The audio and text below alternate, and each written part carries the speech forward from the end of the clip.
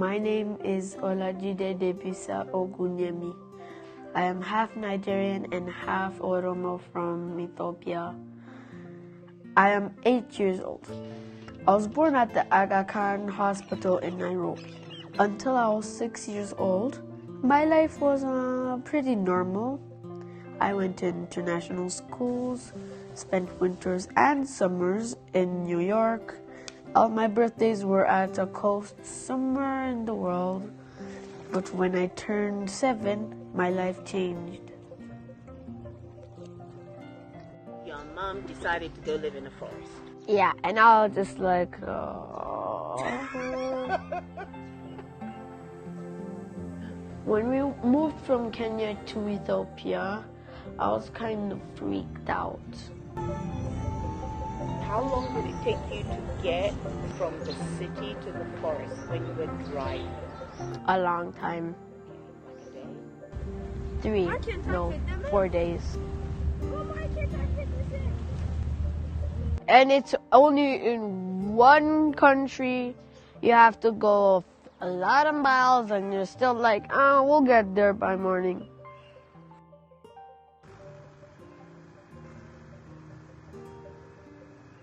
Also, because when we got there, I was just like, how big is this place? 300 hectares. Glamorous.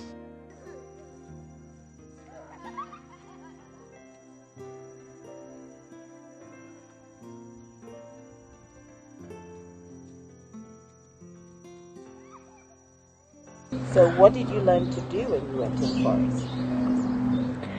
I learned how to make beehives. Wow. How do you make beehives?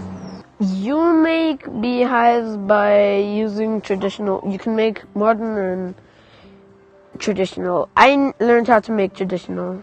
With traditional, you cut out maybe a log, maybe a meter long.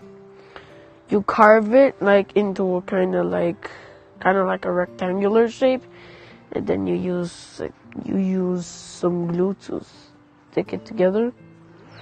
And then you make a fire, and then you put the newly made beehive on the smoke that was left, and then it just smokes. So then you climb up a tree, and then you're given the beehive, and then you take a rope, you wrap it around the branch tightly so the thing doesn't fall and all the bees come spilling out.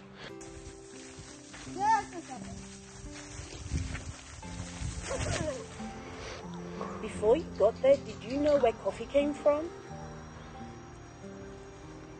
Yeah, I mean, they came out of seeds. Okay, but had you ever seen a coffee tree before? I don't think so. Okay. Did it surprise you? A little bit. The 3 best things that I loved about being in Yepo was my dog Vibrate, my cousin Senan Sabona, and my friends.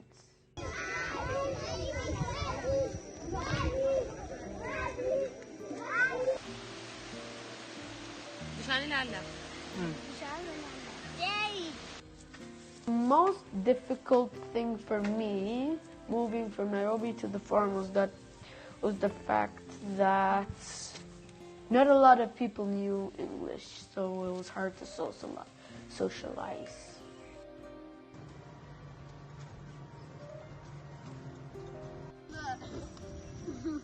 The second most difficult part was that it was muddy.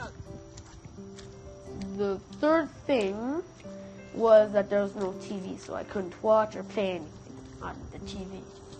And the last thing that was difficult for me, internet. All right, tell me, how was homeschool in the forest? Homeschool in the first was bad because, number one, me and my mom had different ways of learning. And number two, when all the kids were out, I had to stay inside and be like, bleh. Right. My friends are like, what? And I'm just like, I wanna go out. The school that I was doing in Yetbo was Wellesley Oxford Hall Homeschool. I was doing year 3.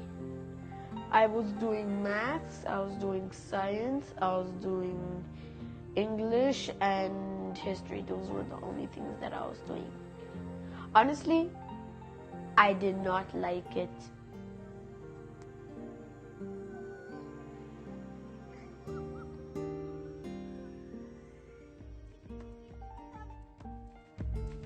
What did you learn about the importance of forests? Forests are important because, number one, they give us oxygen, and they need animals, and animals need them because they take in carbon dioxide and they breathe out. They just throw away oxygen, and we breathe it in and breathe out carbon dioxide. So if we cut down all the trees, there will be no air, and all we'll have to inhale and exhale is carbon dioxide. You die. Yeah, we'll just be like,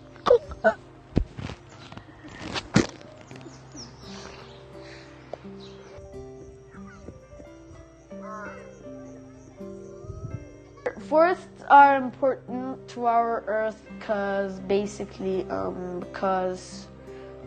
they provide a habitat, they give us oxygen, and because they also allow rain to start. So the less trees there are, the less rain you're gonna get. And the less rain you're gonna get, the less water you're gonna get.